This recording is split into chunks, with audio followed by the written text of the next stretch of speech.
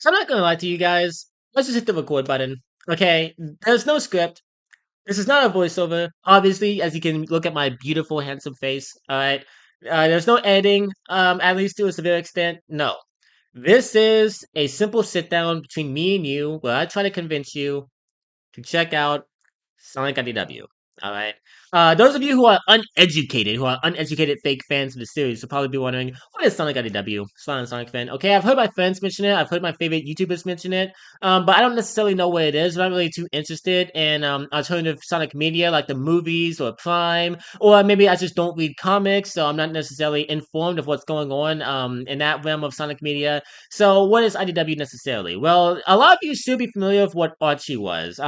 Archie was surprisingly one of the longest running series out there at a stunning 270 issue long run. It was insane, but unfortunately, narratively, it did have a lot of drawbacks because in the early days of Archie, there were no supervision from Sega. The writers had free will to do whatever they wanted, and that led to some of the best arcs out of that series and some of the worst material in like Sonic stories ever. Like it flip flopped in terms of quality. It got good, very bad, great, slightly bad, amazing, downright awful.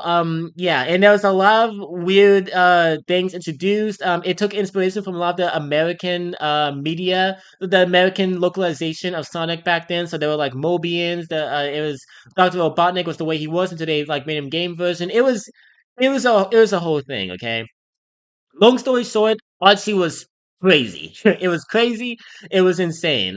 So yeah, after the whole Kingpin drama that I will not waste your time getting into because either you already know about it or you could go check out a way more informed, better video on it. But after the whole Kingpin drama, everything just collapsed. Archie's relationship with Sega kind of faded, and yeah, that was the end of Archie. But Sega wasn't done with Sonic Comics. They decided to take the Archie staff that was working on the series when it went under and bring them over to a reboot of the series. And that's where Sonic IDW comes in. All right, it's a reboot of the comic series, except it has nothing to do with Archie. So like all the characters from Archie are gone. All the lore contributions that Archie made is gone. Basically, it's the only thing that carried over from Archie is the talent that made it.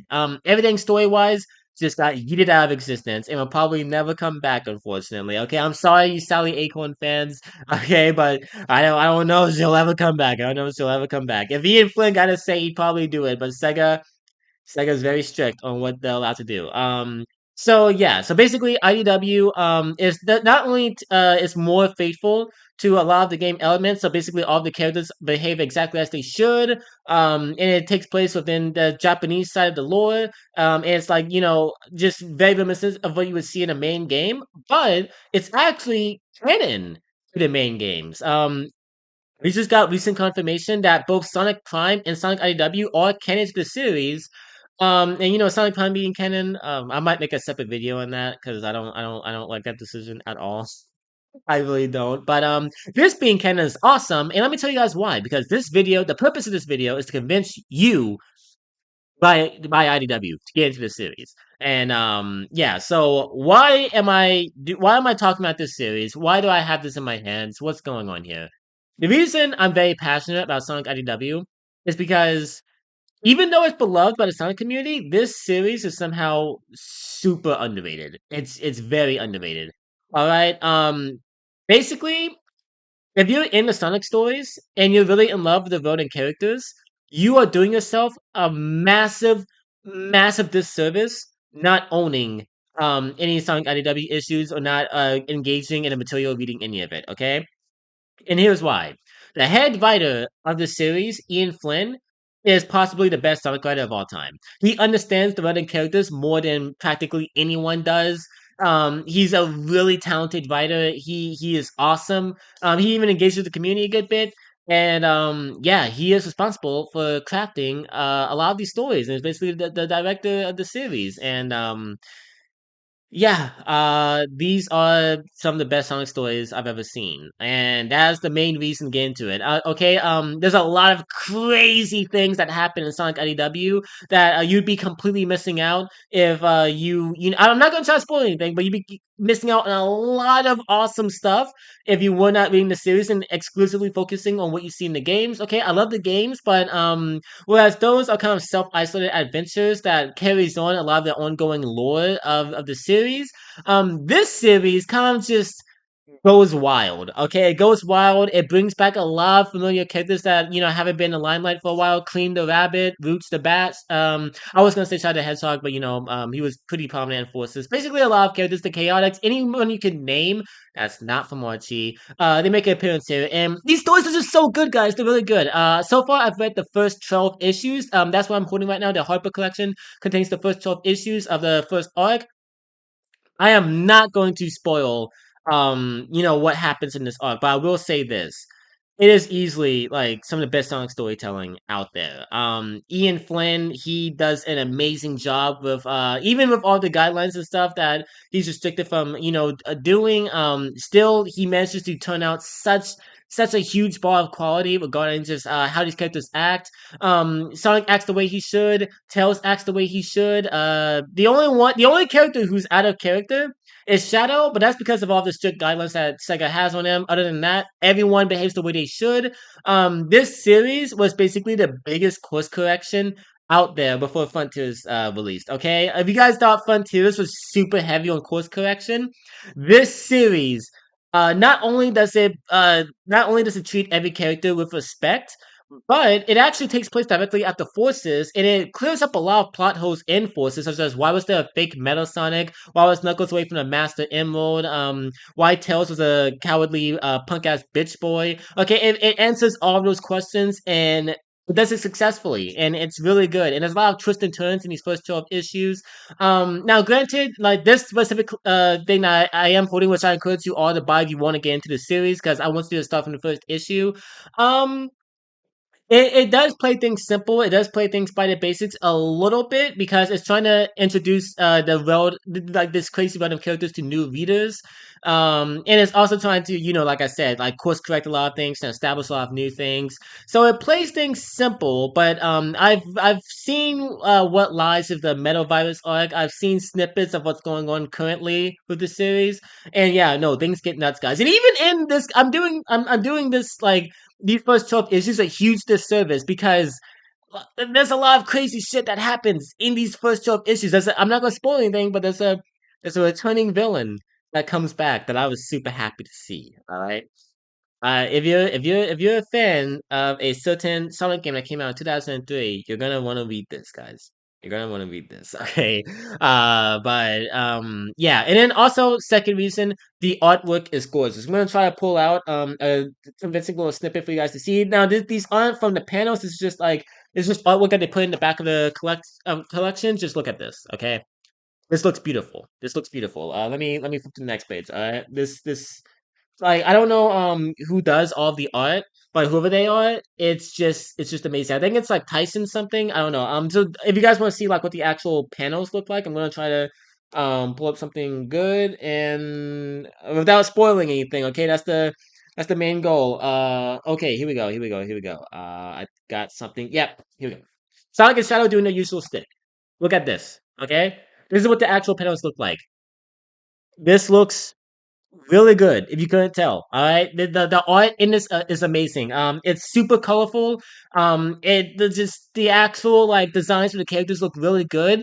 It's awesome, and that's why I discouraged you from pirating the series and reading it illegally. All right, I was going to do that originally, but after I heard about something that I'll get into in a bit, I decided to buy it physically, and man, am I glad I did because the beautiful illustrations pop up so much better physically than they do digitally. Okay, and that's how I feel about reading in general. Okay, it's easy to just download a little PDF file and read something, or go to like a comic site and just read all of that like on your computer or laptop or phone or whatever.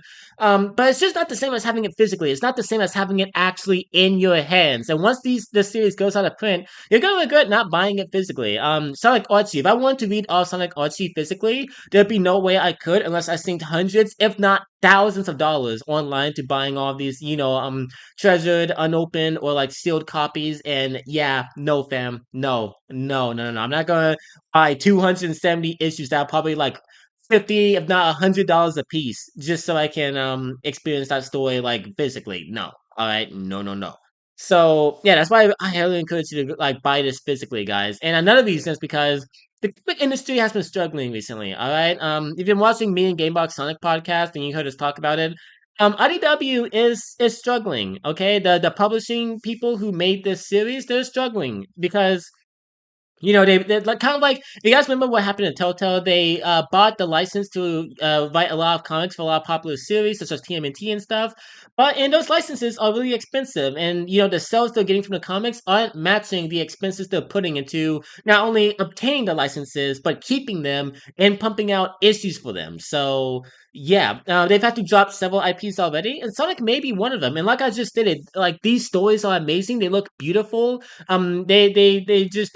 They respect the world of Sonic so much and treat the characters with so much respect. And it's something to look forward to as well in between, actual main game releases. Like without this series, Sonic News would probably be uninteresting. Sure, we'd have Sonic Speed Simulator updates. Sure, there'd be like hints at oh my god, a potential new game dropping. There'd be Prime teasers, there'd be movie teasers, etc. But I just love going on Twitter and just seeing people talk about the latest issue of Sonic IDW and freaking out and speculating about what's gonna come up next.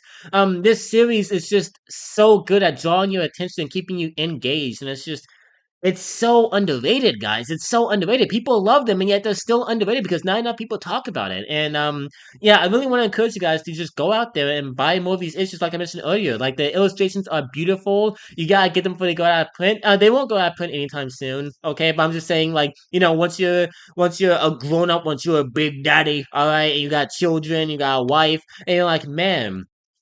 I remember Sonic IDW. I wonder how that's doing. And you go online and like they're like hundreds of dollars. You're gonna want to have one of these around so you can actually read it physically without sacrificing your entire wallet and all of your children's college savings.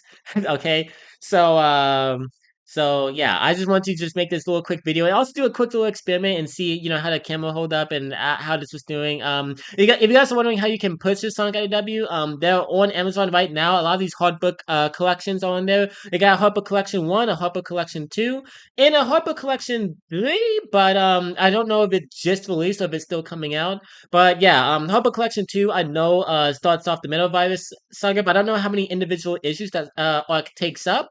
So I don't know if it also goes over to Harper Collection 3 as well, because it is a pretty lengthy arc. But yeah, if you're gonna start anywhere, please start with this collection, okay? I promise you guys, you won't regret it.